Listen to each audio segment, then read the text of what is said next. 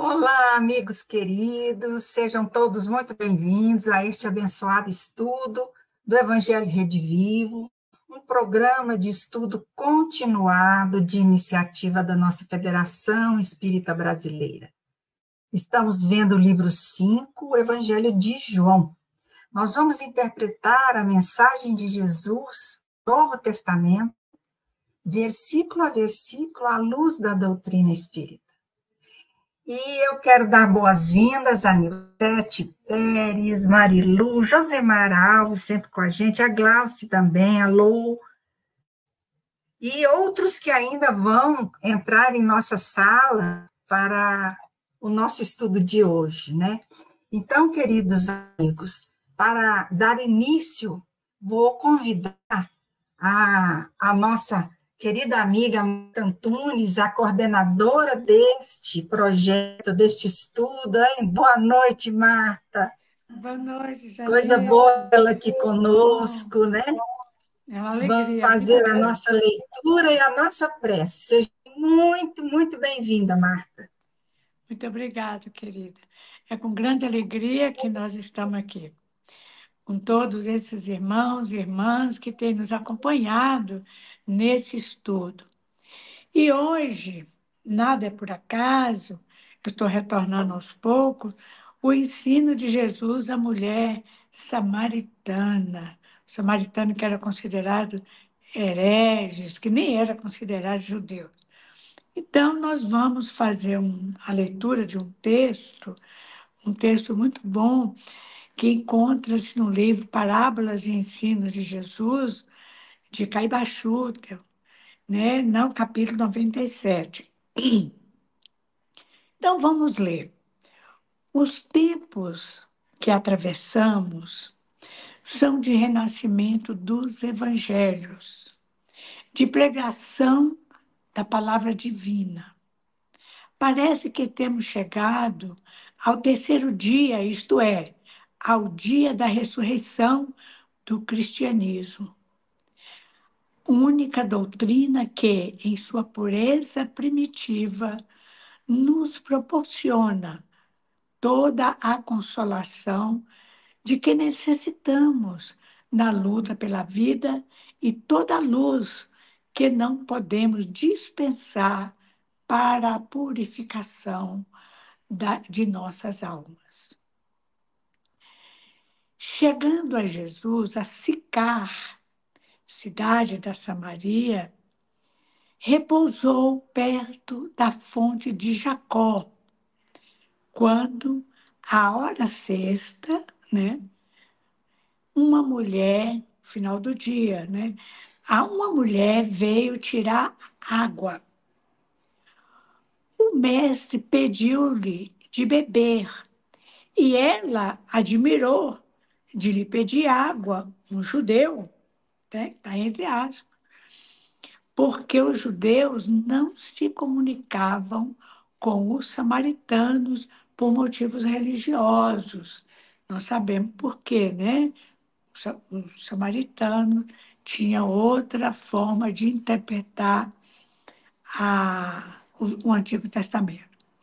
Jesus, então, nesse momento, Jesus fez-lhe ver, então, que o dom de Deus era mais que judeu. A palavra de Deus, como se fala hoje, os ensinamentos oriundos de Deus eram mais do que do judeu, mais do que samaritano.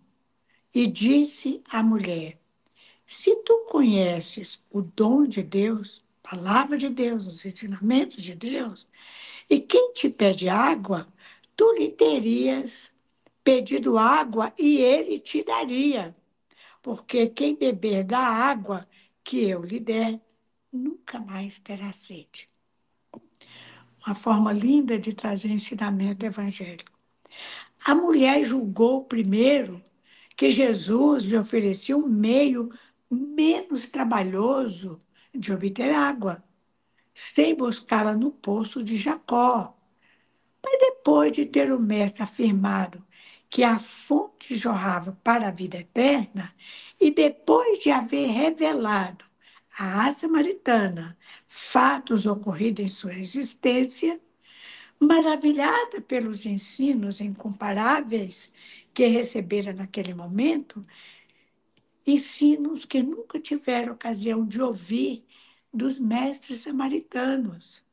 Deixou o cântaro e foi imediatamente para a cidade chamar o povo para que fosse ver aquele homem.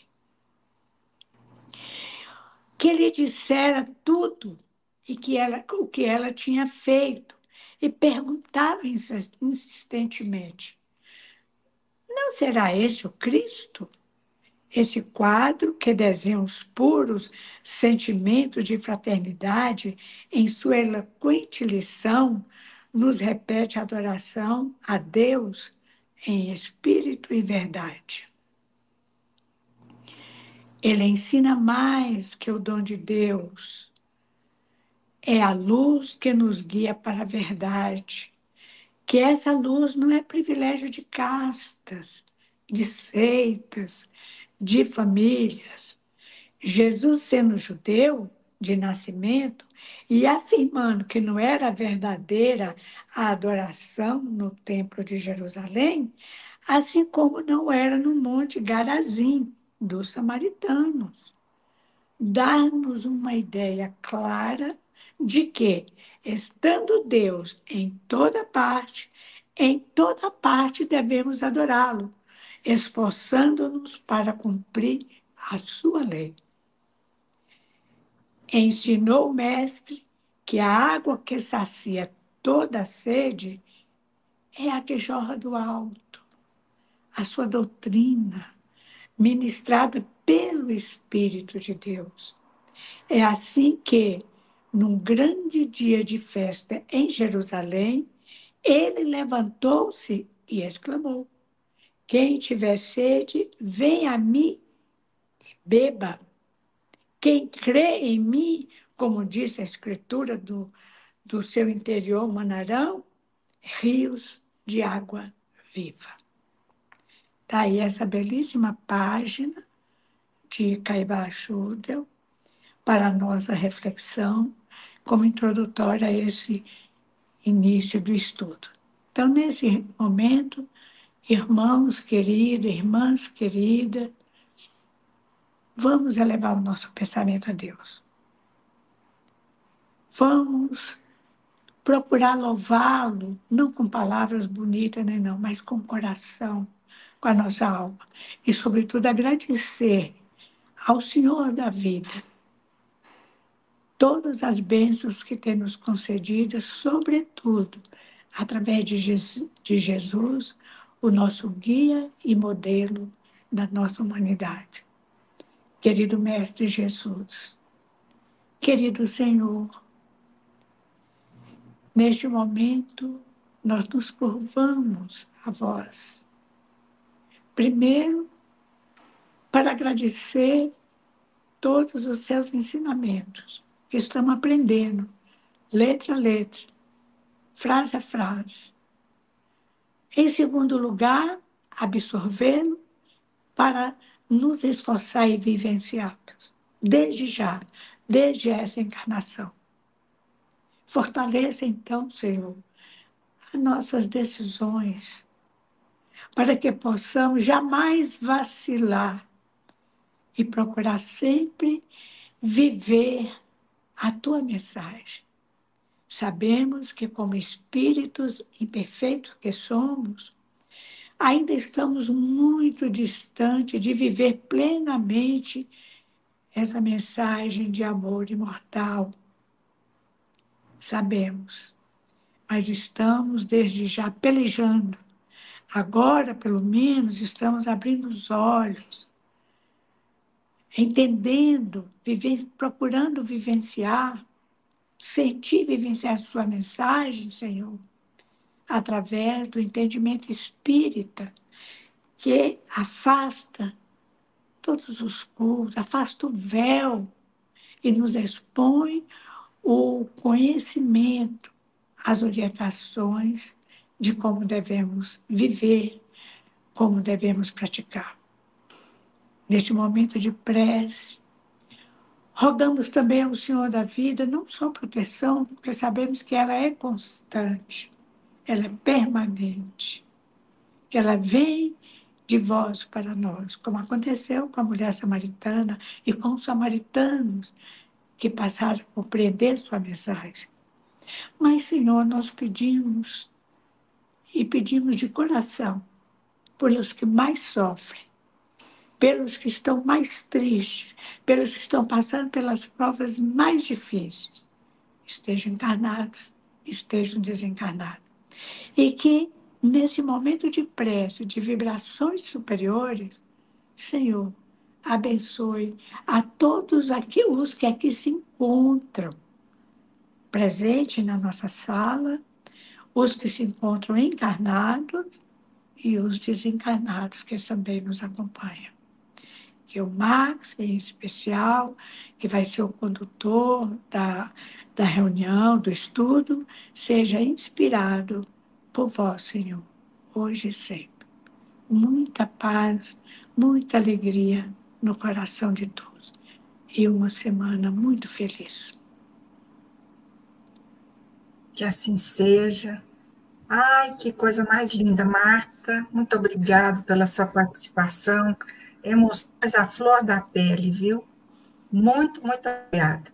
Para quem ainda não conhece a Marta, ela é a coordenadora desse nosso estudo do Evangelho Redivivo. Né? Martinha, muito obrigada, viu? Espero vir mais vezes aqui. Muito obrigada a você. Bom trabalho. Obrigada. Então, gente, para dar continuidade ao nosso estudo do Evangelho Redivivo, hoje nós vamos ver o tema 7, ainda na primeira parte, o ministério de Jesus e o anúncio da nova economia. Nós vamos ver o tema 7, que é Jesus entre os samaritanos. Está em João, capítulo 4, versículos de 1 a 42.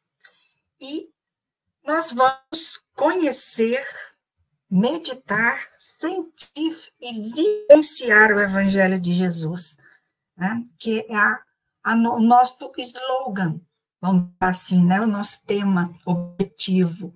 E para isso, nós vamos convidar o Max, que vai nos conduzir a esse estudo. E eu aproveito também para dizer para vocês, boa noite, Max. Aqui nós vamos reservar uns 20 minutos, 30 minutos finais para nos interagirmos aqui com dúvidas, perguntas, comentários, estejam à vontade. Estamos transmitindo pelo FEB Lives, pelo Facebook oficial da FEB e no Facebook da FEB TV. Max, Super Max, seja muito bem-vindo, tá, amigo? Tudo contigo.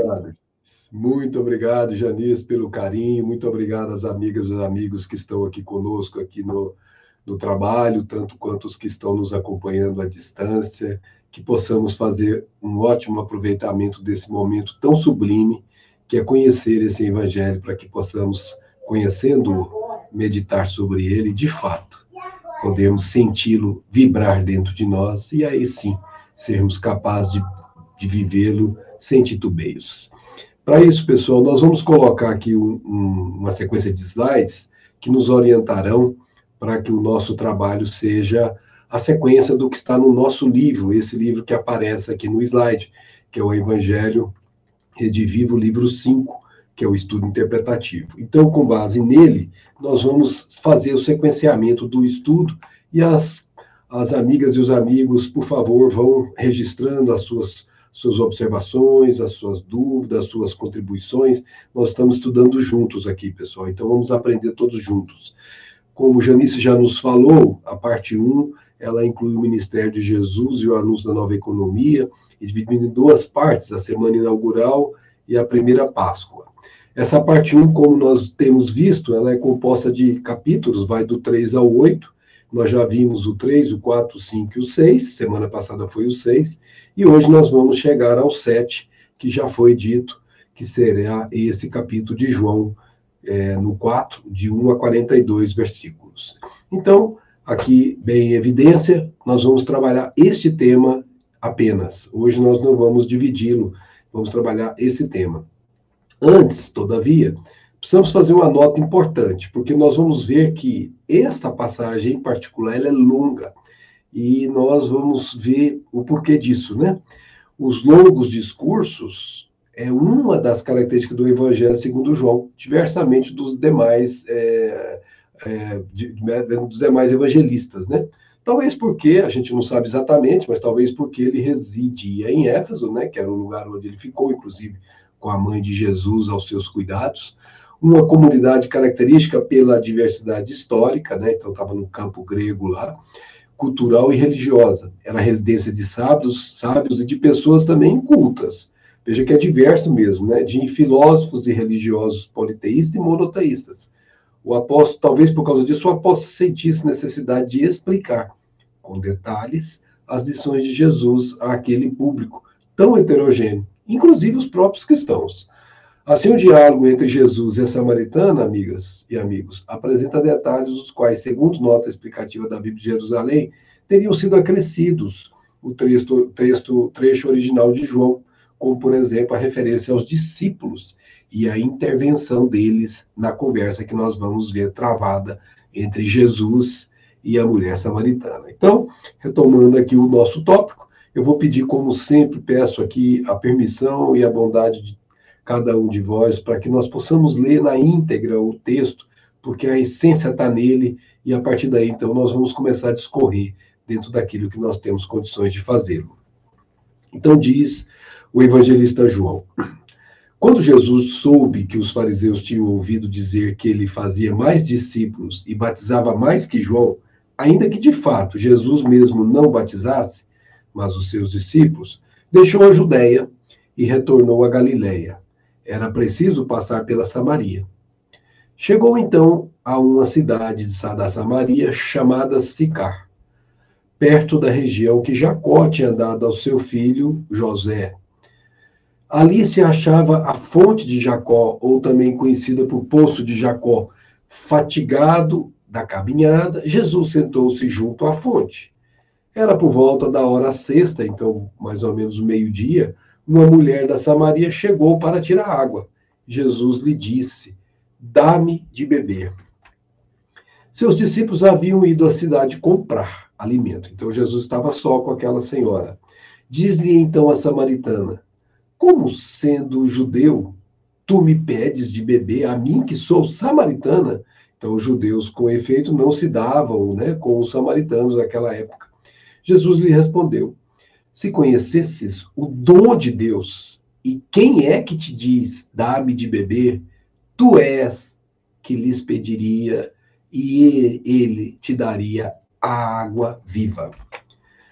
Ela lhe disse: Senhor, nem sequer tem uma vasilha e o poço é profundo. De onde, pois, tiras essa água viva?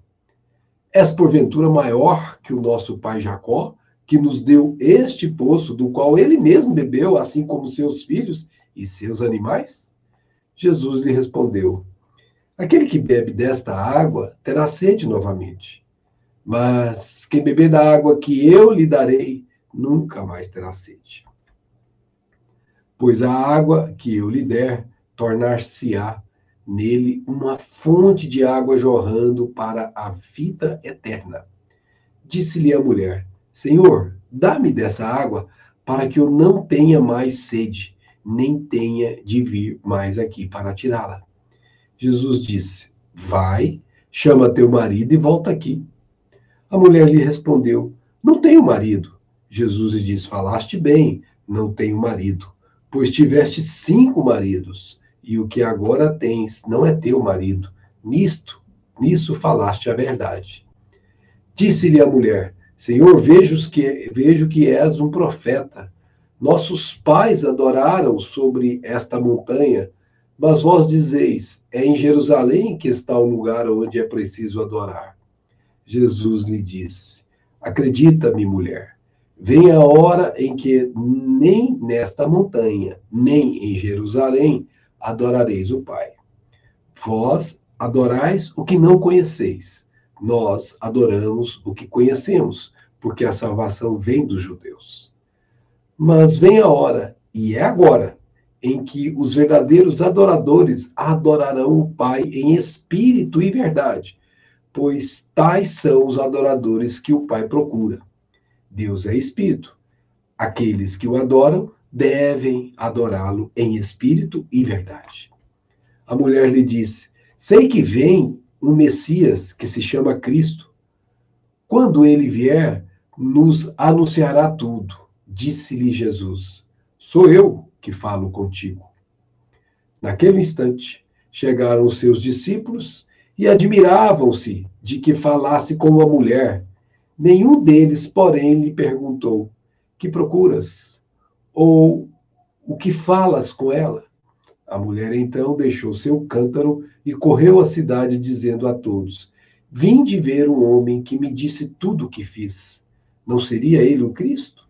Eles saíram da cidade e foram ao seu encontro. Enquanto isso, os discípulos rogavam-lhe: Rabi, come.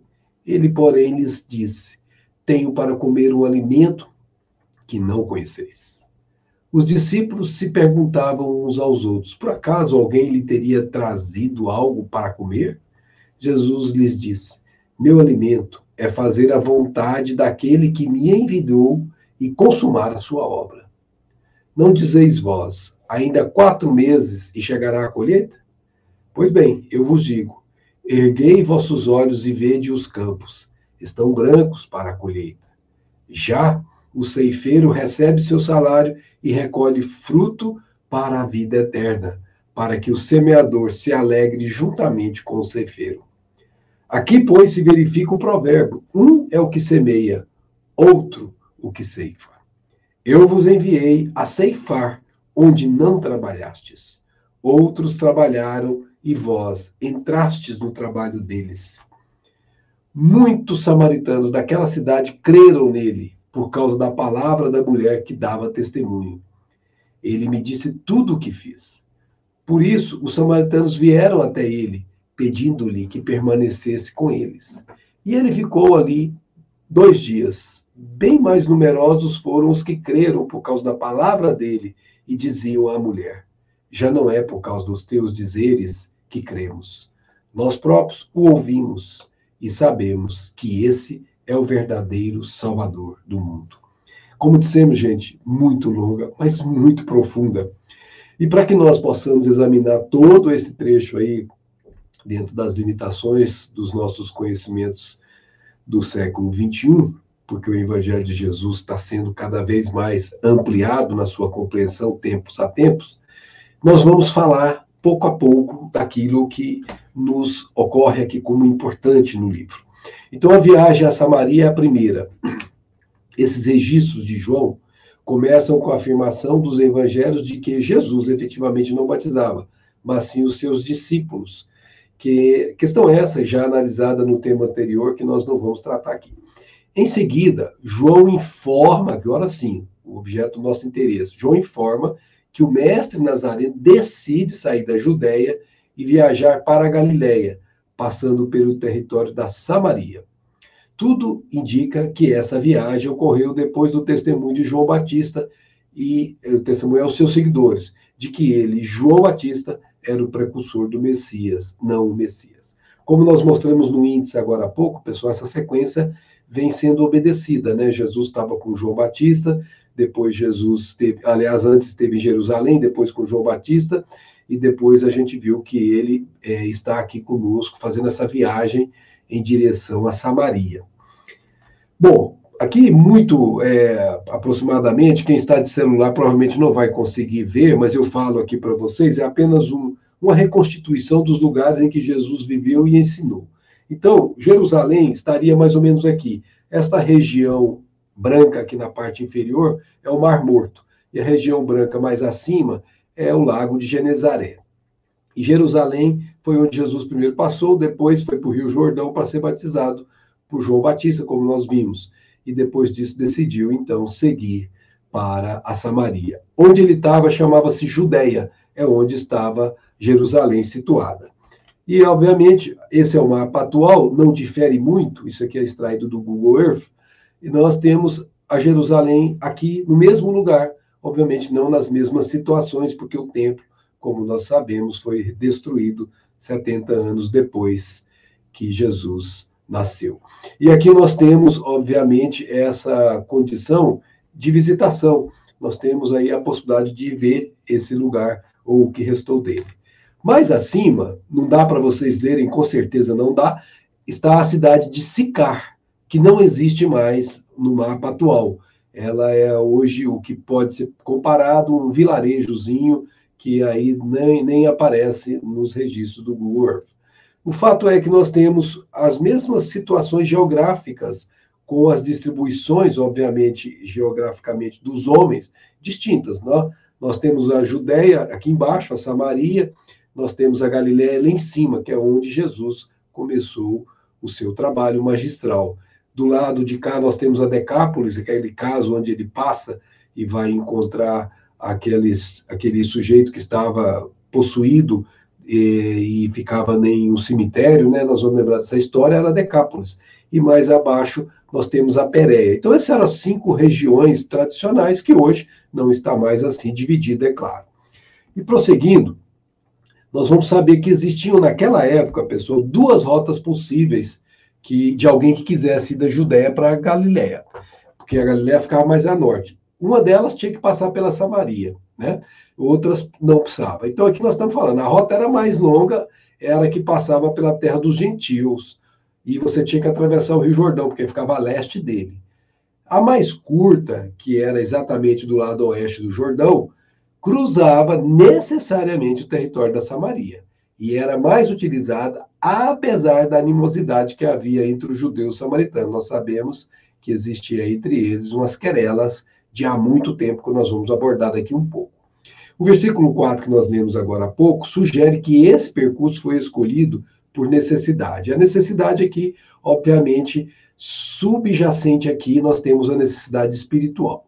João talvez esteja querendo dizer que havia uma razão divina no que dizia a respeito a Jesus. Por que Jesus escolheu passar por lá? Jesus era um judeu, não nos esqueçamos. Bom, vamos falar um pouquinho sobre a Samaria e os samaritanos.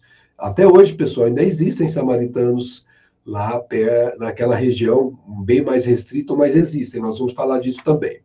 A Samaria, gente, do hebraico, significa vigia. É o nome dessa cidade situada em um morro alto. Lembra que o Monte Garizinho, onde está o templo deles, ficava no morro alto. E que fora a capital do reino israelita do norte e do território circunvizinho, o qual se opunha ao reino de Judá, que ficava abaixo, como nós vimos, onde está Jerusalém, ou ao sul.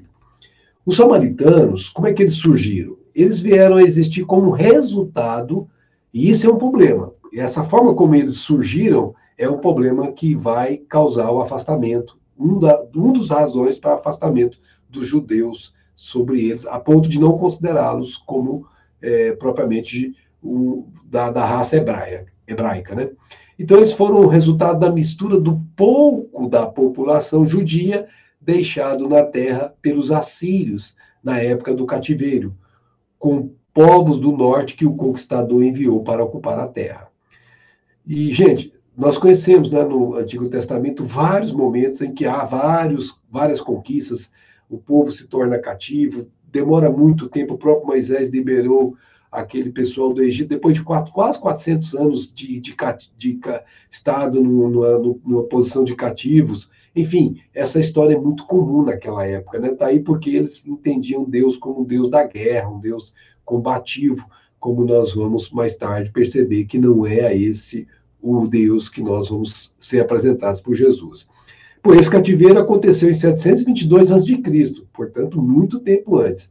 E um tal do rei chamado Sargão II, conhecido da história, ele era o rei do Império Assírio. Ele transformou o local em uma província. E foi ele que deu o nome dessa província de Samerena. Não era bem Samaria, né? Mas era Samerena, foi o primeiro nome. E os judeus que permaneceram lá, eles conseguiram preservar muito dos seus costumes, mas os do sul, que ficavam em Judá, e os de períodos posteriores consideravam pagãos. Vamos perceber, pessoal, que eles, a gente vai falar também daqui um pouco sobre isso, eles só aceitavam 5 livros do Pentateuco mosaico. E uma das razões para isso é porque eles não conviveram com a sequência dos judeus que chegavam na Judéia e não na Samaria. Então, eles se prenderam aos 5 livros, porque não conviveram com os tempos posteriores. Mas não só por isso, como nós veremos. A época do controle judeu, contudo, não durou muito. Olha como são as coisas, né? Então, o judeu controlava, mas quem entrou? Pompeu, um general romano, que em 63 a.C. capturou toda a Palestina e anexou Samaria. Desde então, esse povo todo passou a ser, entre aspas, cativo dos romanos, mas era uma forma diferente que os romanos tinham, né, de manter as suas conquistas. Eles basicamente se instalavam lá, mas deixavam as pessoas viverem conforme as suas maneiras naturais de viver, seguiam as suas culturas. Os romanos tinham essa habilidade, eles não faziam intervenção nisso, mas recolhiam impostos, que era o grande problema que eles tinham com os romanos, era exatamente os judeus tinham com os romanos, era essa cobrança de impostos. Então, uma vez que a história da Samaria é muito parecida com a do próprio Israel, né, isso tudo que aconteceu lá na Samaria também aconteceu em Israel. Ela passou de poder a poder, e à medida que a maré dos impérios humanos subia e descia, eles também subiam e desciam na mão daqueles poderosos. Bem, originalmente nós sabemos que os samaritanos eram, na verdade, uma mistura racial, como nós vimos agora, de hebreus, que viviam na região montanhosa do norte da Palestina, que possivelmente, de novo, gente, nós temos sempre essas possibilidades, possivelmente se miscigenaram com os invasores persas, assírios e egípcios, que nós comentamos agora há pouco. Com o passar do tempo, foi definida uma etnia racial, vamos chamar assim, nova, e cultural denominada samaritana, que é esse povo que nós estamos agora estudando.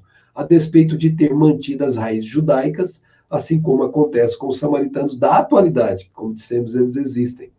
Outra grande divergência entre os judeus e samaritanos é que os samaritanos tinham o seu próprio templo, nós chamamos templo lá naquele Monte Garizim, ou Garazim, ou Gerizim, dependendo aí de como se traduz, a expressão varia. Localizado nesse monte, considerado o primeiro local de louvor a Israel. Prestemos atenção nisso. Então, o primeiro local de louvor a Israel não foi Jerusalém, e sim foi esse templo que ainda existe até hoje lá, construído por Josué séculos antes da construção do templo de Jerusalém, que nós sabíamos que era uma suntuosidade, era uma obra de arte impressionante. Finalmente, talvez, a maior divergência seja porque os samaritanos só aceitavam o Pentateuco de Moisés, rejeitando os demais livros e os profetas do Antigo Testamento, como nós falamos. Possivelmente porque não acompanharam e achavam que eles não eram dignos de serem chamados de profetas. Bom, como dissemos, ainda hoje, um pequeno grupo de samaritanos vive em Nábulo e Jafa, hoje subúrbio de Tel Aviv. O Monte de Gerizim continua a ser o local sagrado para eles, que ainda seguem os antigos festivais. Veja só, pessoal, passaram 2000 anos e eles continuam seguindo os mesmos antigos festivais hebraicos, como a Páscoa, e o mais importante para eles, o seu dia mais sagrado, que é o dia da expiação. Além disso, o sábado para eles é observado rigidamente. Seu sumo sacerdote é o líder político religioso com quem os forasteiros, como o governo de Israel, devem tratar no tocante a qualquer questão relacionada ao grupo. Embora pequena, eles ainda representam uma forte seita religiosa. Essas informações foram trazidas no novo dicionário bíblico que Champlin nos trouxe, né? Então, é muito importante, pessoal, a gente não tem isso na doutrina espírita com esse nível de profundidade da pesquisa, do contextualizar, tanto do passado como do presente. Então, a gente tem que lançar a mão desses trabalhos muito bem feitos por esses profissionais que muitas vezes são até independentes de culturas religiosas, estão na academia e eles são muito importantes para nós. Nós voltamos àquela figura e nós vamos lembrar que Tel Aviv não existe mais Samaritana, essa Samaria hoje, mas Tel Aviv fica numa parte que era parte da Samaria. E essa cidade que ele falou que chama Jafa, ela está lá, ela existe. e tem alguns pesquisadores que já foram lá conversar com... Eu, particularmente, tive a oportunidade de ver uma entrevista dessa com um desses samaritanos da atualidade, e realmente eles seguem como se estivessem há 2000 anos atrás. Então, conversar com eles é voltar um pouco no tempo. Bem, falamos um pouco do lugar, né? Falamos do povo que ocupa esse lugar, falamos da discórdia que existe entre eles, mas nós precisamos falar agora de uma coisa fundamental, que é o poço, ou a fonte de Jacó. Mas antes de falar do poço, ou da fonte de Jacó, nós precisamos falar desse Jacó, que é a razão dessa fonte existir. Então, quem era ele? Na Samaria, Jesus e os discípulos chegaram à cidade de Sicar, que nós vimos agora no mapa, e fazem uma parada próxima a uma fonte de água, denominada fonte de Jacó. Local, e é importante, histórico de significativo, é representado para os judeus e para os samaritanos, para os dois. Então veja que o poço de Jacó tem peso para os dois, ainda que estivesse nos domínios dos samaritanos. Pois nas vizinhanças estavam as terras que Jacó dera ao seu filho José, e nós todos conhecemos a história famosa dele, né? Jacó, olha que interessante, quem era Jacó? Jacó era irmão gêmeo de Esaú. Eu falo interessante, gente, com todo respeito. Eu conheço muito pouco do Velho Testamento, tem muito símbolo, é muito difícil de estudar. Nós vamos fazer isso pouco a pouco, por enquanto vamos trabalhar o Novo Testamento, mas aqui a gente tem algumas informações que são imprescindíveis para entender esse movimento que Jesus se encontra com essa mulher samaritana. Porque Jacó era irmão gêmeo de Esaú, e vocês lembram que ela vai se referir, você é mais importante do que Jacó? Então, a gente vai ter que ter esse conhecimento um pouquinho ampliado aqui. E esses dois eram filhos de Abraão e Sara, tanto como filhos de Isaac e Rebeca, né, na verdade. E de acordo com a tradição, os descendentes de Jacó seriam considerados os verdadeiros filhos de Israel, pois assim está designado nas Escrituras. Então aqui está em Êxodos, né, que faz essa referência. Ou ainda, gente, seria Jacó e Israel sinônimos, porque na verdade um e outro se confundem. E, aliás, foi a partir dessa tradição que a nação judaica recebeu o nome de Israel. No hebraico, significa que luta com Deus. Vejam que era sempre a questão da luta, né, que era imperativo no Primeiro Testamento. Entendido como o nome que o Senhor denominou Jacó. Está lá em Gênesis. E os seus descendentes. Ainda em vida, o patriarca Jacó passou a ser conhecido como Israel. Então, ele já era conhecido não mais como Jacó apenas, mas chamava-o de Israel. E essa denominação foi mantida por toda a sua vida, desde a peregrinação que ele e os seus descendentes fizeram pelo deserto. Então veja que Jacó era comum aos dois, aos samaritanos e aos judeus desse período que Jesus estava aqui na terra, né? E ele já foi importante por dar o poço, mas também por dar o nome àquilo que se chama Israel e é conhecido hoje. Vamos agora falar um pouquinho da cidade de Sicar antes de falar das fontes, ou da fonte, no caso. Essa cidade, gente, ela está localizada na encosta oriental do Monte Ebal, que é um pouco ao norte do Poço de Jacó, e ela não existe mais, como dissemos antecipadamente.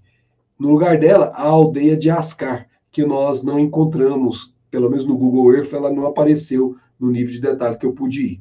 Essa região, e a Palestina como um todo, a despeito de ser pedregosa e de clima desértico, possui muitas fontes. Então, veja, gente, é pedregoso, é desértico, mas tem muitas fontes. E aí nós precisamos fazer alguns comentários aqui. Há diferenças entre as palavras fontes, poços, tanques e cisternas. E aqui, vocês vão ouvir Jesus dizendo água viva. Nós vamos ver que ela podia ser interpretada do ponto de vista terreno e do ponto de vista espiritual.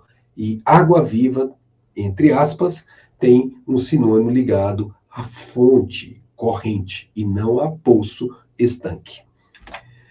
Nascentes de água, as fontes, né, elas brotam de uma rocha, de uma ribanceira, ou elas rebentam a flor da terra.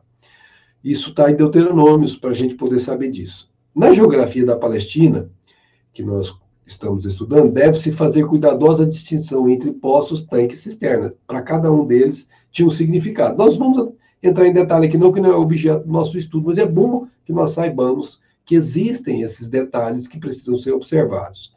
E as fontes desse país são numerosas e dão origem permanente aos rios, contribuindo para comunicar vida e fertilidade ao solo. Os nomes de algumas cidades recebem, na sua composição, o prefixo em, que significa fontes, como Endor e outras.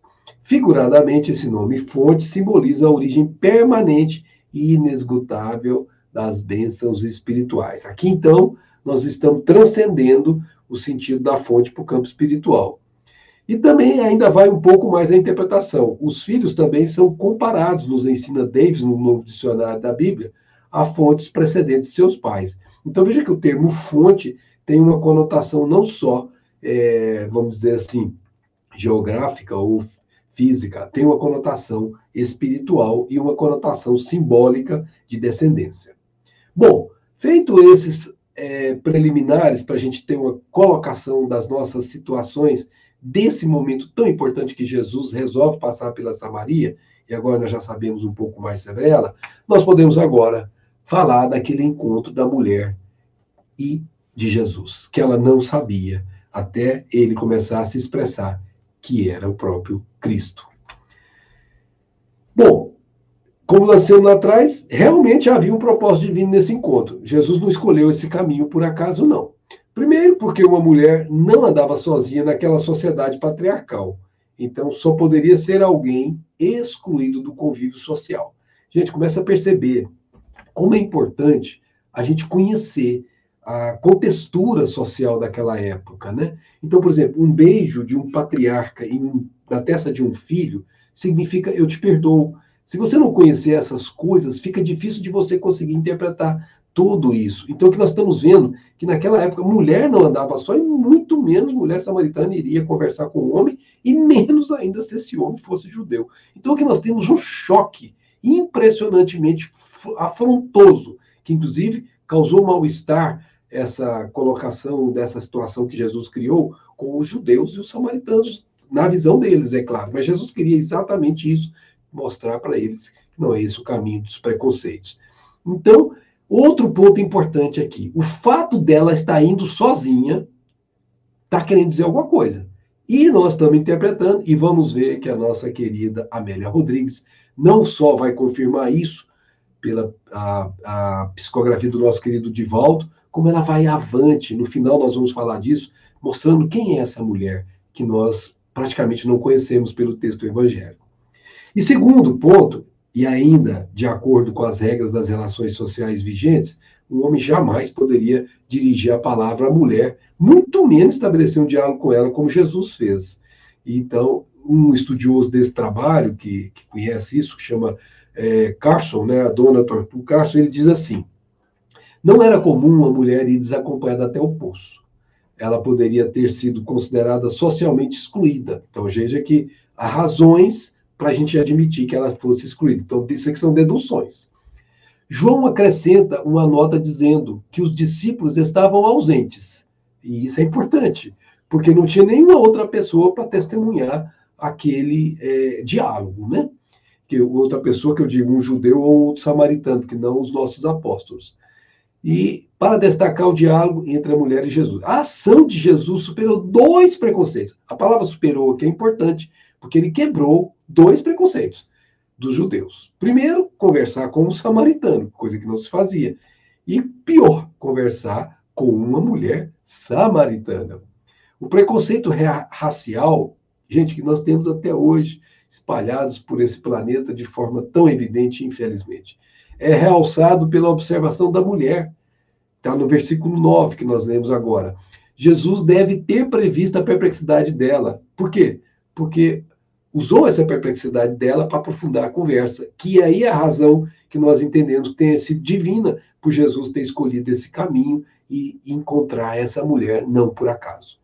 Então, a ideia de beber por necessidade física, para dessedentar a sede, conduziu naturalmente ao comentário sobre o dom de Deus, que aí entra o lado espiritual, que transformou a conversa no que nós chamamos de assunto espiritual. Então, agora nós vamos falar dessa água viva. Já vimos, né, que existem fontes, poços, cisternas, e cada um deles tem a sua significação. Nós nos ativemos em fontes, que são correntes, e os poços, que são água que foi gerada a partir de alguém que escavou e a água fica ali parada. Essa expressão, fonte, tinha um significado duplo, como chegamos a antecipar. Água corrente, ou seja, água de uma fonte, e outro significado, que Jesus se apropriou, é a água espiritual, ou seja, está relacionada ao espírito. Por exemplo, quando você sabe que espírito não precisa beber, o espírito não tem necessidade de nada físico, essa água é a água do espírito, que uma vez assimilada no espírito, ele vai ficar com aquilo para sempre. Os rabinos pesavam na Torá como água viva, então lá eles colocavam isso na Torá, o que pode ser comprovado pelo seu uso metafórico. É Carlson, de novo, está dizendo para nós agora aqui, no comentário bíblico dele. Então, no entanto, não é de admirar que até aquele momento a mulher pensasse apenas a dimensão humana, como mostra o versículo 11. Não lhe parecia sensato pensar na água de um poço profundo sem ter meios para retirá-la. Sua visão não ia além do balde. A comparação com Jacó, que cavou o poço, sugere a ela que Jesus era inferior. Ela fazia esse julgamento. Por duas vezes, portanto, ela fez um julgamento incorreto. Ela não podia conceber que alguém pudesse ser superior ao venerado Jacó. Veja, aquele que nós vimos que era chamado também de, não só, obviamente, de alguém que cavou um poço, mas chamado de alguém que emprestou o seu nome, simbolizando a própria Israel, né, gente? Então é importante a gente perceber essas coisas, esses detalhes. A verdadeira superioridade de Jesus, diferenciando o que ela compreendia, estava na qualidade da água fornecida, que era uma água viva. O poço de Jacó só poderia saciar a sede temporariamente. A referência à vida eterna está claramente relacionada à atividade do Espírito, quando Jesus diz para ela. Bom, agora nós vamos exatamente no ponto que é o choque desse contato. É o Jesus, um judeu, conversando com a mulher samaritana. A conversa ocorrida entre Jesus e a samaritana gerou controvérsias, não somente entre os discípulos do colégio apostolar. Veja que quando eles chegaram, eles ficaram meio assustados. Naquele momento, mas também de outros cristãos ao longo do primeiro século de constituição das igrejas cristãs, que ainda se mantinham demasiadamente presos às tradições seculares do judaísmo. Segundo essa tradição, em essência equivocada e preconceituosa, ainda que se pese as normas vigentes das relações sociais da época, o encontro com a mulher samaritana colocaria Jesus em uma situação comprometedora, exposta a críticas de ser amigo de publicanos e pecadores, como ele sempre era chamado, como enfatiza os evangelhos sinóticos. Na verdade, gente, toda a questão está relacionada à antiquíssima e recíproca inimizade existente entre os judeus e os samaritanos. Precisava quebrar esse preconceito de alguma forma. Criou-se, então, uma situação de intriga por parte dos representantes do clero judaico.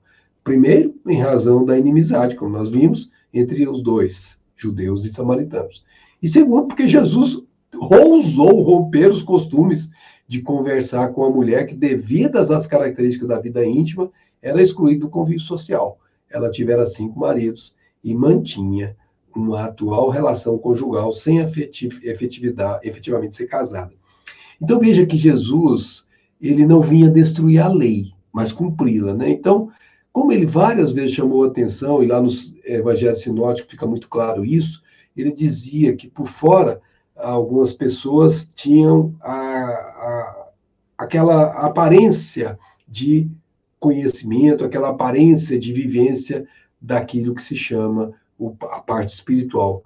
Mas, na verdade, eram apenas por fora, porque por dentro não viviam o evangelho. Era como se fossem túmulos caiados, com a expressão que ele usou. Bonitos por fora, seguiam todos os rituais, fazia tudo conforme mandava, mas tudo externo.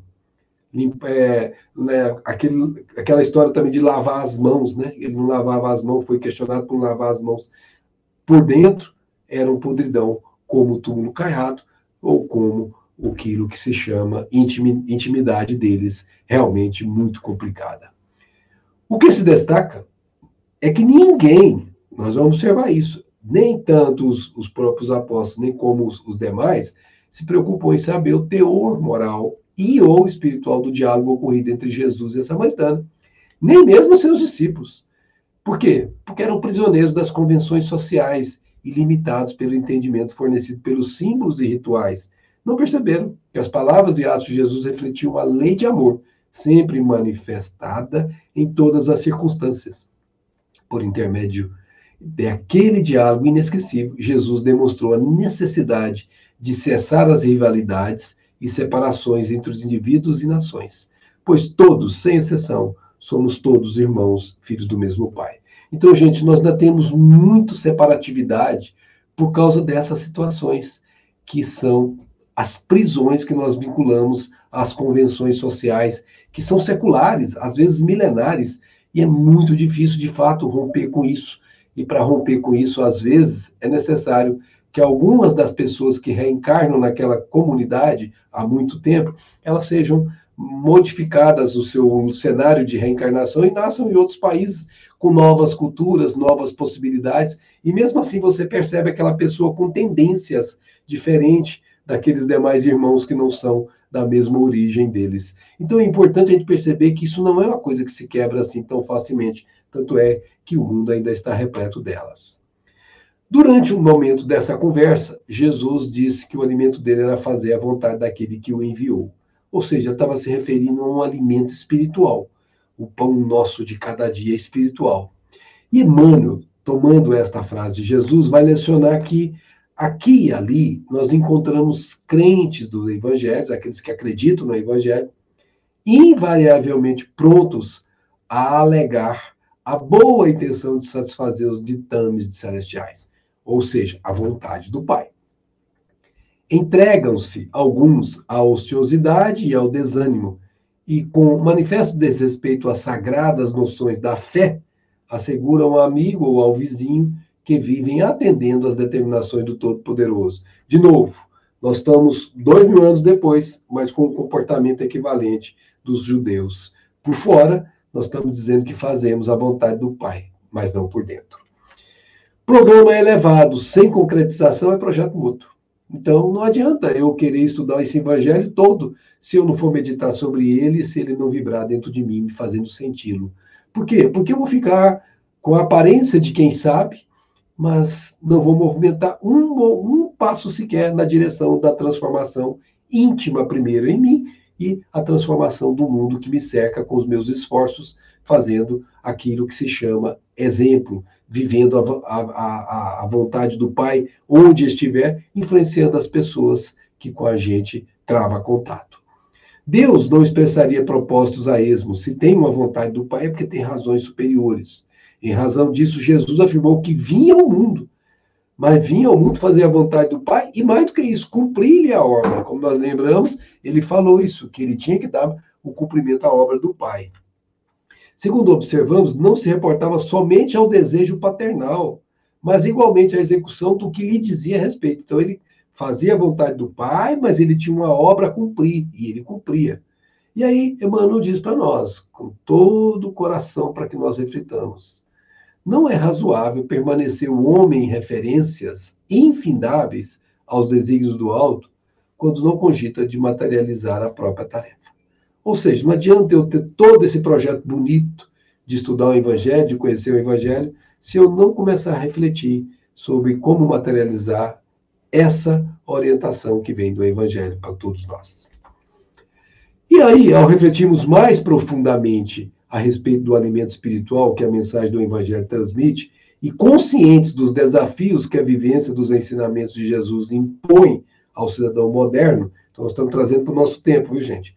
Guardamos sintonia com as ideias do professor e psicólogo escocês chamado Craig Blomberg, que alerta religiosos e discípulos sobre a importância de manter o foco de que a pregação do Evangelho deve necessariamente estar associada às ações concretas. Veja que esse estudioso, Craig, ele não é espírita, mas ele compreendeu o Evangelho tal como nós estamos compreendendo aqui nesse passo.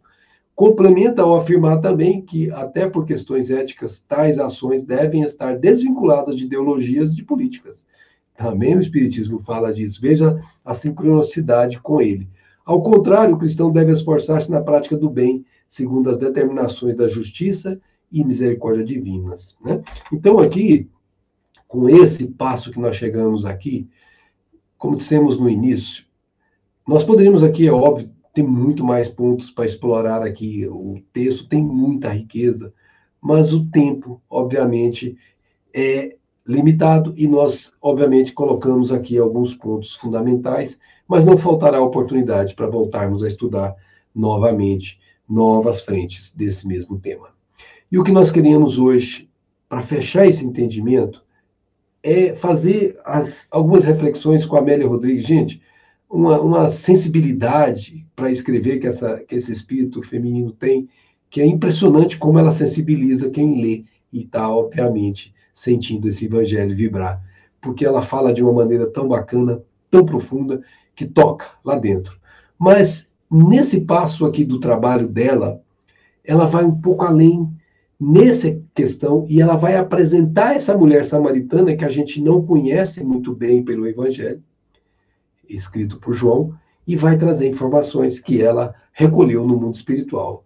Assim como também o próprio Humberto de Campos, quando escreveu o livro Contos e Apólogos, lá no capítulo 14, ele vai falar um pouco mais de quem era aquela mulher que iriam apedrejar e que Jesus não a condenou, e todos conhecemos essa história.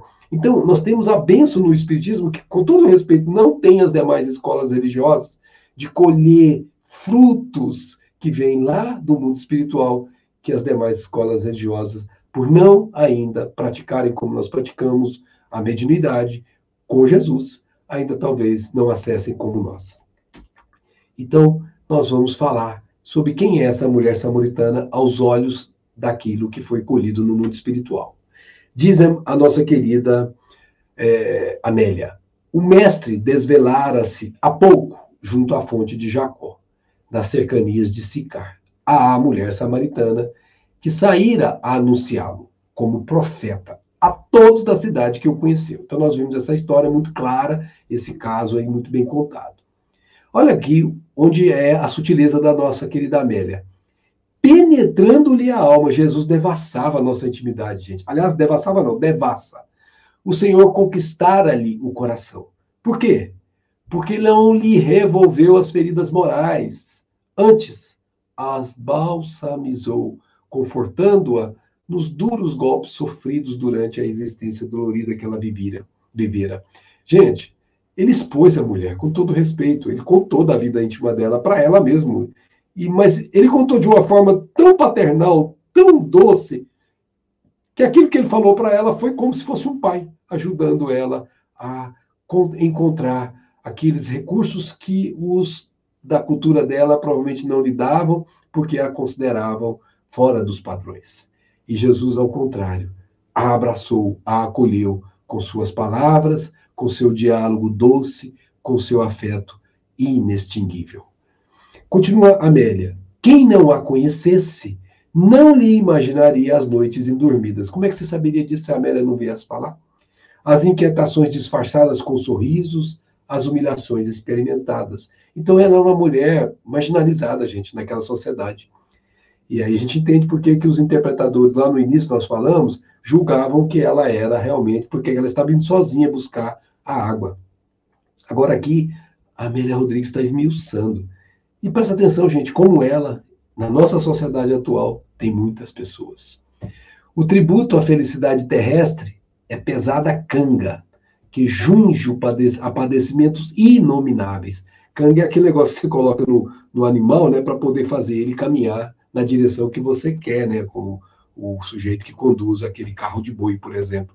Somente aqueles que carregam, ou seja, essa canga, conhece-lhe o peso e a constrição. Então ela carregava uma espécie de canga, que era essa marginalização a que ela era submetida pela vida que ela a tinha até aquele momento. A mulher samaritana, vai dizer a nossa querida Amélia, é um símbolo de perene atualidade. Então, aquilo que estava lá naquela época está aqui até hoje, 2000 anos depois. Vítima era tida como algoz pelo crime de ser mulher.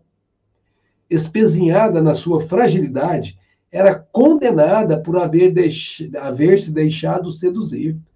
Sempre tem sido assim. Os que tombam são acusados por haverem caído, como as violetas esmagadas sob as patas dos animais que não deveriam estar no caminho por onde eles passam. Então, veja a parte poética dela, né? As violetas esmagadas pelas patas dos animais. Essas violetas não deveriam estar ali, porque os animais passam por lá, os animais não evitam de esmagá-las. Jesus, diz ela, conhecia as criaturas humanas, suas grandezas e prejuízos, amando-as conforme eram e como se apresentavam. A gente tem dificuldade de amar as pessoas como elas são. Às vezes nós precisamos que elas sejam como nós gostaríamos que fosse, para a gente ter simpatia por elas. Veja que coisa mais atrasada que nós ainda carregamos em nós. Estou falando por mim. Na sua condição de pastor, Jesus jamais elegia as ovelhas, deixando que as ovelhas o escolhessem. Vinde a mim, vós que estáis aflitos e sobrecarregados. É o pastor chamando as ovelhas. Quem é que vai? Quem tem necessidade do pastor. Essa mulher tinha necessidade do pastor. Profundamente tocada pela magia do Nazareno belo, a mulher samaritana não se cansava de elogiá-lo, embora ele a houvesse desnudado. Mas, como nós vimos, foi como ele fez que faz toda a diferença. Ela agora sabia que o pecado é desgraça, é morte e que somente a virtude é bênção da vida. Agora não. Acabara de vislumbrar a claridade, alcançara outra dimensão. Houve uma transformação nela. A sensibilização, pessoal, quando toca lá dentro. Por isso que nós precisamos meditar para sensibilizar e fazer com que vibre isso dentro de nós. Provoca mudanças. Não só nela. Sensibilizados, os samaritanos vieram pedir-lhe para que ficasse um pouco com eles, após ouvirem a mulher testemunhar a seu favor. Compadecido, o mestre aqueceu. Veja, ele era judeu e foi chamado para ficar entre samaritanos. Aquilo que era inadmissível na visão dos judeus, aquilo que era impensado, Jesus, apenas com sua bondade de coração, foi tornado amado por aqueles que ali estavam. E ficou ali por 2 dias, que passaram muito rápidos, porque é uma presença que a gente não gostaria de perder nunca. A alegria, o bem-estar, passam rápidos, em outra dimensão do tempo, diz a nossa querida Amélia. À sombra do arvoredo, falou-lhes do reino de Deus, e os enriqueceu de esperanças, confortando-os e amparando os combalidos, que receberam cargas de energia novas, vitalizadoras. E termina ela dizendo: mas a mulher abençoada pela sua revelação, a uma só voz os patrícios afirmaram: já não é por causa das tuas palavras que acreditamos. Nós próprios ouvimos e sabemos que ele é realmente o Salvador do mundo. Pensemos nisso, minhas amigas e meus amigos. Não foi porque ela falou que era para eles irem ouvir, porque eles ouviram, sentiram, e aquilo passou a ser a mudança que cada um de nós precisa fazer. E para encerrar, e passarmos para a nova fase que nós vamos conversar, vamos lembrar que Jesus diz nesse texto: se conhecesses o dom de Deus, e quem é que te diz, dá-me de beber, tu é que lhe pedirias, e ele te daria água viva. Essa frase, minha amiga e meu amigo, é para cada um de nós. Será que nós conhecemos o dom de Deus? Será que nós sabemos quem é que nos diz isso? Será que nós já estamos pedindo a água viva, ou ainda nos contentamos em pegar os cântaros simbólicos de nossa vida e ter que, de reencarnação a reencarnação, voltar para beber água que não descedenta? Refletemos nisso, porque isso faz toda a diferença na nossa destinação futura. Muita paz e permanecemos à disposição das amigas e os amigos para as nossas conversas. Muito bom, viu, Max? Excelente. Vou convidar a Marluz para vir em tela, o Hélio, para a gente conversar. Sejam bem-vindos, Hélio. Boa noite, Marluz. Boa noite, Hélio. Né? Que tema super interessante, né? Um tema rico e capaz de a gente ficar aqui, né, Max? Tempão aqui falando, né? Muito. Nós temos aqui a Marlene Max, que ela coloca: sempre ouvi dessas cobranças de impostos pelos romanos. Só não entendo sobre que esses impostos, né? o imposto é cobrado sempre sobre alguma coisa. Era pela terra ocupada, pelo direito de uso? Sim, exatamente, porque na verdade, antes dos romanos chegarem lá, eles já tinham, eles próprios, a cobrança de impostos, né? Como uma sociedade organizada geralmente tem. E obviamente que os romanos se apropriaram de parte disso, não tomaram tudo, porque senão, como se diz, você mata a galinha de ouro, né? Ou você seca o leite da vaca. O que eles fizeram? Eles eram inteligentes. Aliás, não é por isso que, não é por outra razão que eles permaneceram no poder por tantos séculos.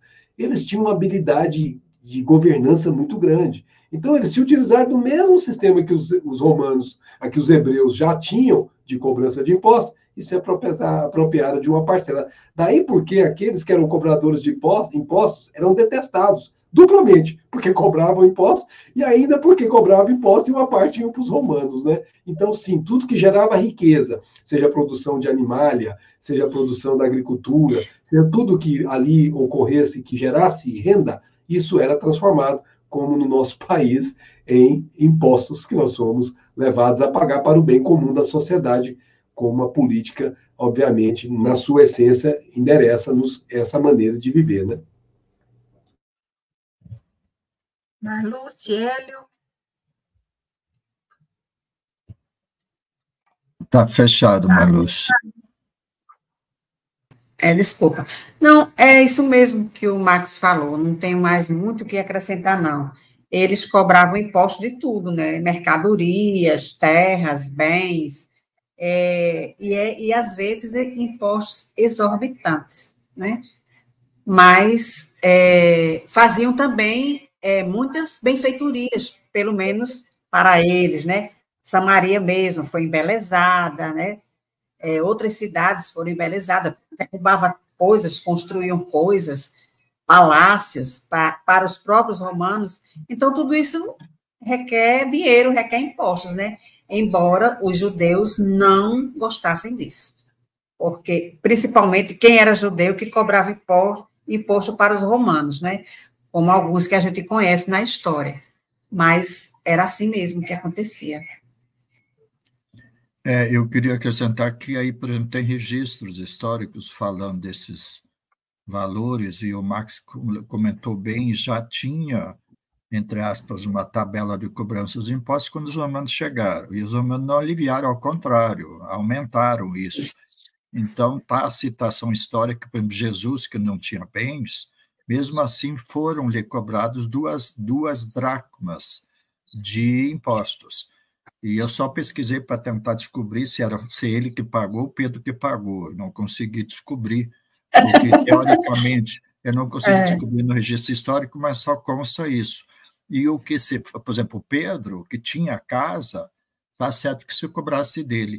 E tem mais uma outra história interessante, que os empregados, os servos da época, quando eles usavam o fogão e o moinho do patrão, eles também tinham que pagar impostos. Então, era uma situação delicada, e por causa disso que você tem toda essa restrição, e óbvio, mais do que justa, né, de cobrança de impostos. Então, teoricamente, é uma cobrança de impostos por pessoas e por bens, e que foi muito, vamos dizer assim, mal vista na época. E tem a história do Zaqueu, né, porque o Zaqueu era também cobrador e de uma certa forma. Então, é interessante isso. Muito bom. A Gláucia Araújo, às 19h59, ela coloca: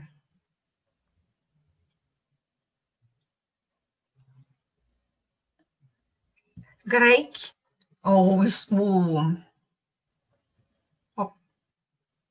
não, a Gláucia primeiro. É anterior mesmo, é. Isso, Okay. Aí. O Craig, o historiador, né, foi muito assertivo em suas colocações. Eu entendo que a necessidade da prática seja fundamental para a nossa evolução. Os estudos do Evangelho nos norteiam e a doutrina amplia tudo isso com amor. Perfeito, é exatamente isso. De que adianta ficar estudando e ficar contemplando sem agir, sem fazer nada, né? É apenas um passo dado, mas para chegar ao fim da nossa destinação divina, nós precisamos dar prova outros passos. E o fazer é a primeira das condições para que algo possa ser materializado. Deus não vai vir fazer, ele se utiliza dos homens para fazer. E esses homens, quando estão aqui, têm que fazer a sua parte na criação. André Luiz chega a usar um termo, chama cocriação, né? Porque a gente, na verdade, não cria matéria, mas a gente modifica a matéria. Então, quando a gente ouviu aí a beleza de uma cidade que foi construída, são inteligências humanas, né, fazendo isso, quando você vê um templo. Então, essa é uma forma de executar algo. Mas o que nós estamos falando aqui de executar é executar dentro do campo do coração, né? É sentir o outro e fazer pelo outro o que nós sentimos que tem que fazer. É se pôr na posição do outro. Nisso, creio que foi muito prático, porque ele vai exatamente nas questões. Em detalhes, ele vai dizer que nós temos que agir para que o aborto não aconteça. Ele vai bem pragmático mesmo, ele vai dizer as coisas que são práticas, como na doutrina espírita nós tentamos fazer. Temos várias chamadas aí para que essas situações sejam despertadas nas cabeças das pessoas, porque aquelas pessoas que defendem, por exemplo, o aborto, que aqui eu trouxe para a nossa comparação, elas às vezes não se dão conta do que é isso espiritualmente falando, elas não têm noção. E aí, como dissemos com Jesus, né, perdoa, porque elas não sabem o que fazem. O que nós temos que fazer? Esclarecer. E esclarecimento é uma das razões da doutrina espírita neste país, neste planeta. É fazer com que os outros tenham acesso a esse conhecimento de forma racional, em que a razão converse depois com o coração e que a pessoa saiba porque está fazendo ou porque não está fazendo. E aí sim ela deixa de ser reacionária, deixa de ser combativa, apenas porque tem uma visão reducionista de um só campo da vida. Então, assim, as defesas são justas. Eu entendo quando uma mulher vai defender, eu acho que ela está dentro da visão dela, fazendo o que ela acredita. Mas se ela pudesse conhecer um pouco mais largo, aquilo que ela acredita mudaria. E o que ela acreditaria seria diferente, logo as defesas dela seriam diferentes. Então é só uma questão de conhecer. Por isso que a frase de Jesus é muito importante. Conhecereis a verdade e a verdade vos libertará. Então nós temos que conhecer, mas temos que colocar isso em prática, nós temos que agir e temos que ser fiéis ao que nós aprendemos. Não adianta falar uma coisa e lá fazer outra, porque isso significa que eu não estou vivendo o que eu falei.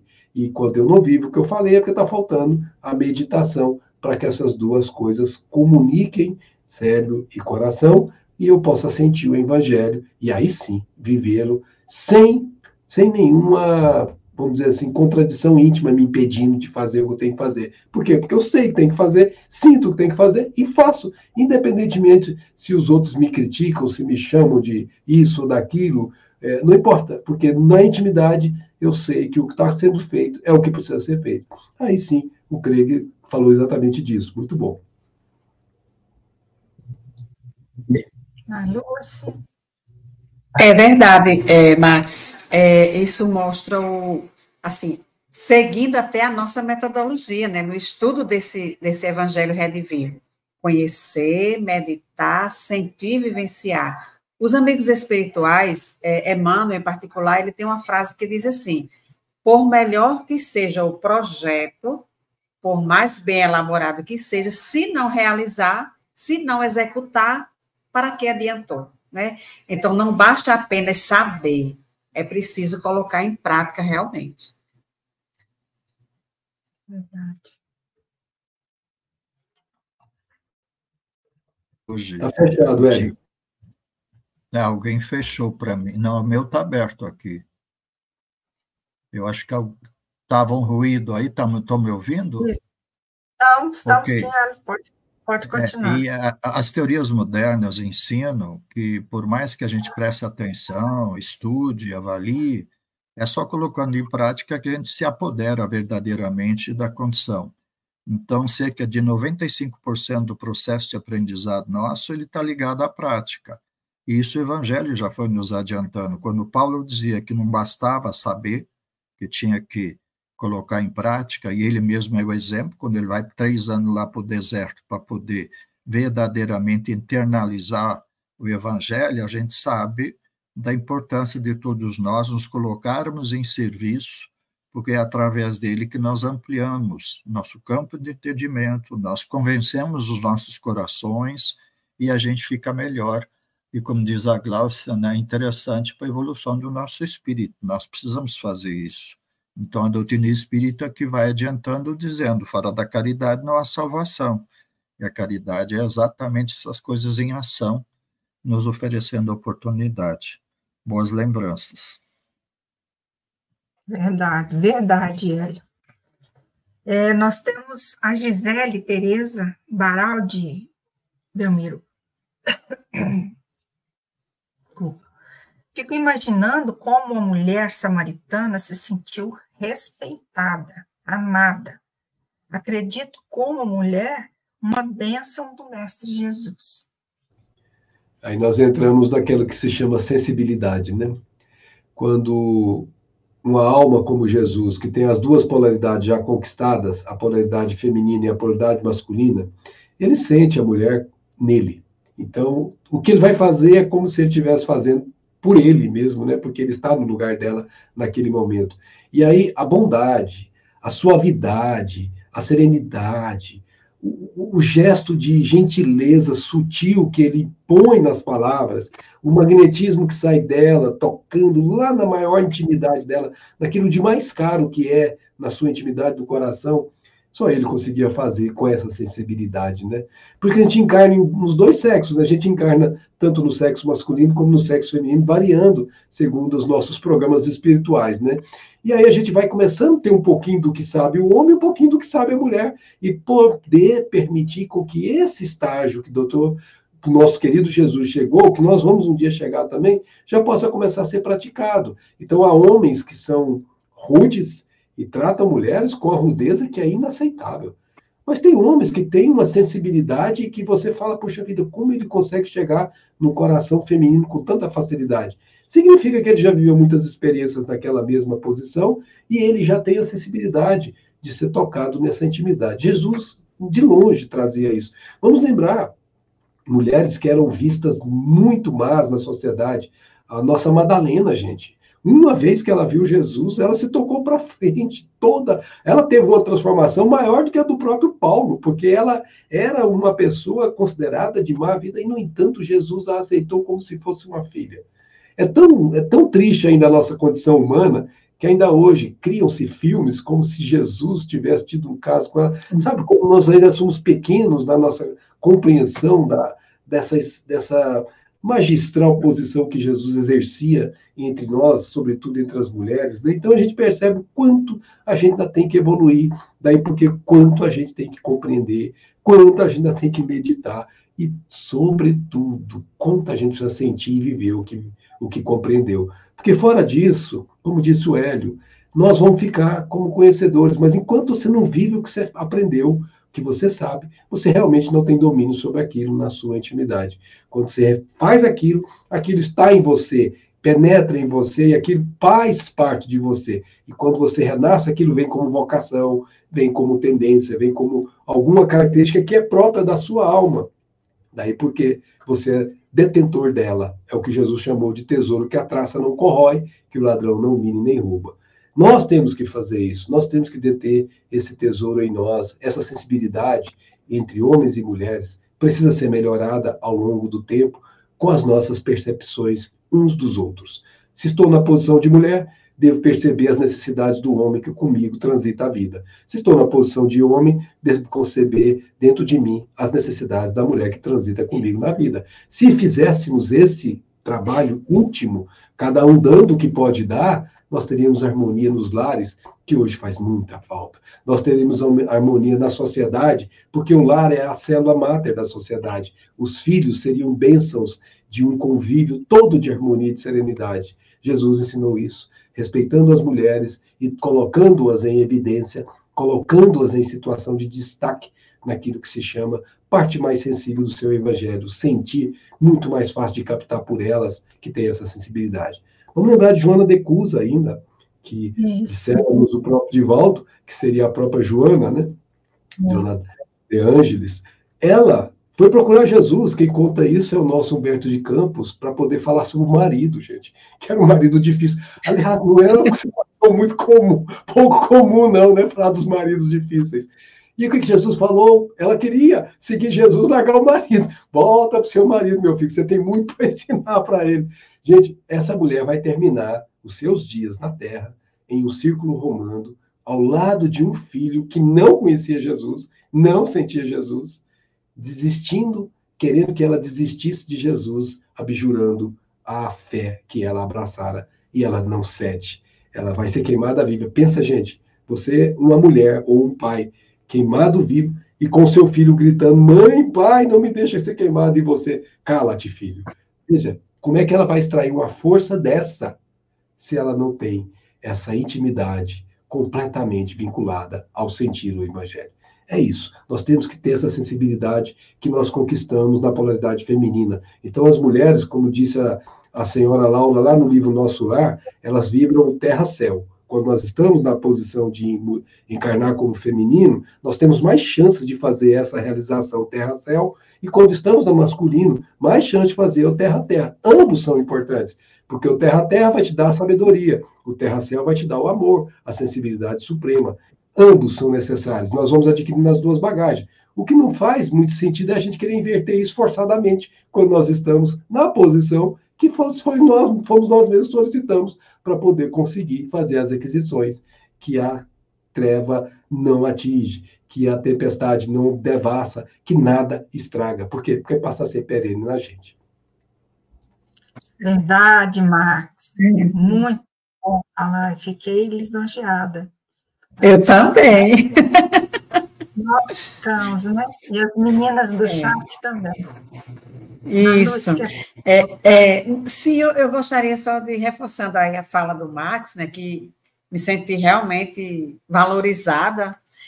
Com Jesus começou assim a verdadeira valorização do coração feminino, né? Ele não convidou as mulheres para ser apóstola, discípula, ele não chamou ninguém, elas foram. Elas simplesmente foram servir o mestre, né? Você falou aí de Joana, Salomé, tantas mulheres, né? A Madalena, enfim, elas se colocaram e fizeram um trabalho de amor por trás dos bastidores, de amor do coração feminino, amparando as viúvas, amparando os órfãos, dando uma assistência aos apóstolos na Casa do Caminho, enfim, realmente as mulheres foram o diferencial, estiveram sempre com Jesus, do começo à crucificação, com exceção de João, né, representando o lado masculino, eram as mulheres que estavam lá aos pés da cruz junto com Maria. Então, com Jesus começou realmente a valorização do coração da mulher, do sentimento feminino, sem dúvida alguma. E imagino, como disse aqui a nossa amiga, como a samaritana não deve ter se sentido valorizada, respeitada, né, amada por um judeu que, teoricamente, deveria desprezá-la. E ele, como a mulher adúltera, né? Então, são tantos exemplos que traz o nosso evangelho de valorização da mulher, e como sendo Jesus o guia e modelo, devemos seguir, fazer o que ele fez, né? Verdade. E é interessante a gente avaliar quem era essa mulher samaritana. E outra coisa, por que Jesus a abordou no Poço de Jacó? Então, historicamente falando, o Poço de Jacó tem uma significância impressionante para aquele povo na época. E quando a gente vai ver, foi um lugar que o pessoal descobriu, e foi, de uma certa forma, uma bênção divina, descobriu uma espécie de veia de água, e esse poço servia verdadeiramente essa água, e era todo um abastecedor dessa água para aquele povo todo. E depois eu sempre fiquei, de uma certa forma, curioso para saber, porque não foram verdadeiramente as palavras do Cristo, claro que elas colaboraram, mas foi o sentimento dele, esse magnetismo, essa que o Max comentou, que alcançaram. E tanto é que essa série Chosen vai mostrando que quando ela volta ao lar, toda encorajada, ela enfrenta todas as problemáticas da época, que não era só o esposo, eram todas uma série de questões sociais, ela teve a coragem de fazê-lo, e fazê-lo com muita ponderação, com muito amor. Por quê? Porque tinha sido tocada no coração por Jesus. E é muito interessante, porque ela passa a ser significativa a partir de então, para aquele povo que precisava também, de alguma forma, ser alcançado pelas notícias do Evangelho. Então, benditas lições que não somos convidados a refletir sobre elas e, de certa forma, a aplicar nos dias atuais. Verdade. Fala, Marluce. Não, era isso mesmo. Me lembrei também da fala de Jesus, né, da ressurreição, que foi a uma mulher também. E ele deu a notícia: olha, vá avisar os seus companheiros que eu continuo vivo, eu estou aqui. Então, realmente, é o sentimento, né, que Emmanuel coloca, que a mulher, ao longo da história da humanidade, foi muito maltratada, vilipendiada, e isso fez com que ela se fortalecesse no seu sentimento, né, da questão feminina, ternura, amorosidade. É isso mesmo. É verdade. E Joana de Cusa também ajudou financiando, né, a campanha de Jesus, as coisas, ela ajudou bastante, né, nesse sentido. E Maria Madalena foi uma transformação assim que, né?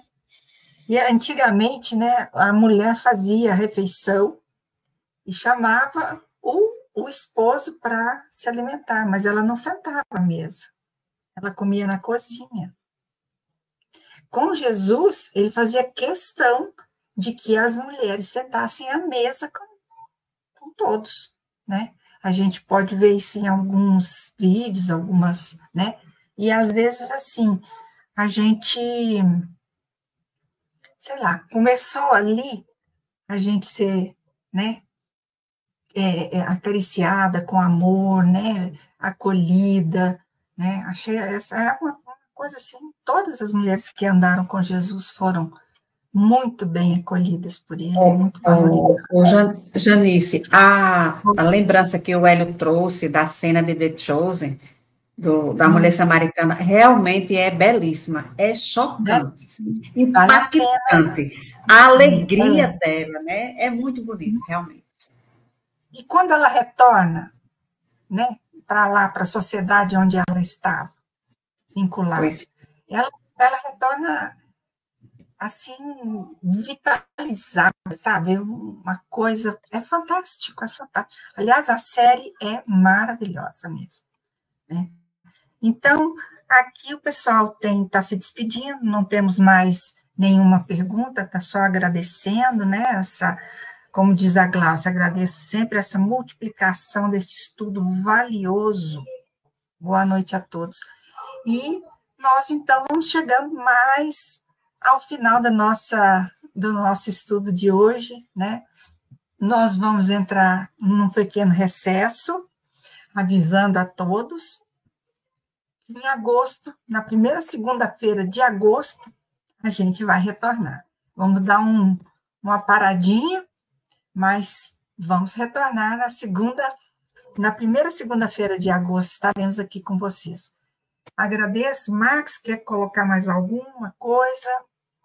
Ele, o Marluce, que eu vou chamar a Gisela para fazer a nossa prece. Antes disso, eu gostaria que todos viessem à tela para que a gente se despedisse dos nossos irmãos que nos estão ouvindo e que vão nos assistir mais além, mais tarde. Cadê Belmiro?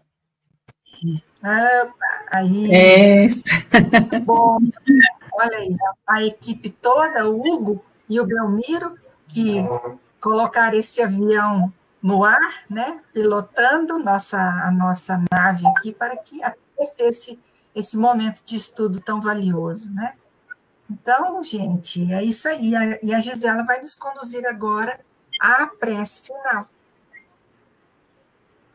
Muito obrigada pelo estudo, pela participação de todos. E neste momento, vamos elevar o nosso pensamento ao nosso querido Mestre Jesus, ao nosso guia, ao nosso modelo neste mundo, agradecendo por todos os ensinamentos que recebemos, através das Escrituras, os ensinamentos que recebemos também, através da visão espírita, que nos ajuda a melhorar cada dia mais. E pedimos humildemente, Jesus, que estes ensinamentos consigam penetrar no nosso ser, sentindo o teu calor, a tua luz, entrando nas nossas veias, no nosso corpo, no nosso pensamento, nas nossas atitudes de cada dia, transformando as nossas vidas e dessa forma, conseguindo transformar a vida de outras pessoas também. Pedimos, Senhor, que consigamos quebrar essas cadeias que todos temos, que nos atam a essas convenções sociais, que possamos considerar o outro, quando falamos do outro, a amigos e a inimigos, as pessoas perto de nós, as pessoas que estão longe, as pessoas que conseguimos entender e aqueles, especialmente, que não conseguimos entender. E tratar todo mundo como irmãos que somos, sem julgamento, tratando todos com bondade, com um melhor acolhimento. Às vezes não conseguimos entender, mas podemos acolher, podemos escutar. Permite, Senhor, que possamos superar as nossas próprias limitações e trabalhar profundamente nessa reforma íntima, cada dia, que tanto precisamos trabalhar. Te agradecemos por esta oportunidade, nesta vida, de conseguir trabalhar nisso, ter consciência de tudo que temos que transformar e melhorar. Dessa forma, contribuir com a transformação deste nosso querido planeta, nosso querido mundo. E neste momento gostaríamos de vibrar por todos aqueles que mais precisam de ti neste momento. Aquelas pessoas que estão doentes fisicamente, espiritualmente, mentalmente. Vibramos por todos aqueles que estão sofrendo porque não têm onde morar, sofrendo por causa de guerras e sofrendo por problemas familiares. Todo tipo de sofrimento, ele é importante para Jesus, ele é importante para Deus também. Que possamos ajudar a melhorar a todos e transformar este mundo num mundo melhor. Que consigamos levar o que aprendimos hoje, durante toda esta semana e o recesso, e melhorar cada dia, confiando em Jesus, que estará sempre conosco. Que assim seja. Que assim seja, Gisele. Muito obrigada pela prece. E assim, meus amigos, nós terminamos mais uma noite de estudos do Evangelho Rede Vivo. E dizendo a vocês que nós vamos fazer esse pequeno recesso e que em agosto, na primeira segunda-feira, estaremos aqui com vocês, esperando de braços abertos, tá? Ficam todos bem, né? E um beijo no coração. Até mais. Somos impulsionados e motivados por um bem maior. Por meio da caridade e da vivência do Evangelho do Cristo, chegamos onde chegamos. Conquistamos o que conquistamos. O nosso trabalho acolhe quem mais precisa, e independente da distância, nossos meios acessam lugares que antes pareciam inalcançáveis. A comunicação é chave em todos os setores de nossa sociedade, e ela muitas vezes nos permitiu abraçar quem precisava de atenção em momentos de dor e angústia. Esse trabalho é feito com muita dedicação por toda uma equipe profissional, preparada para produzir diversos tipos de conteúdos que alcançam o público. Já são mais de 4.000 conteúdos de qualidade, disponibilizados gratuitamente em nossas plataformas, produzidos por comunicólogos, produtores audiovisuais, cenógrafos, editores, designers, programadores e técnicos de áudio. toda essa estrutura só é possível graças a você, apoiador do nosso trabalho. E somos gratos por toda a sua doação até aqui. Mas este trabalho precisa continuar.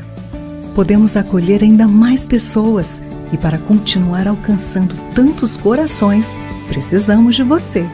Por isso, mais uma vez, contamos com seu apoio financeiro. Apenas com ele poderemos avançar ainda mais e continuar próximos de você. Trabalhamos pelo consolo, pelo esclarecimento e pela esperança. E sabemos que somente juntos com você poderemos fortalecer essa corrente. Apadrinha FEB TV. Estamos juntos com você através da FEB TV. Acesse doe.febtv.com.br e faça sua doação.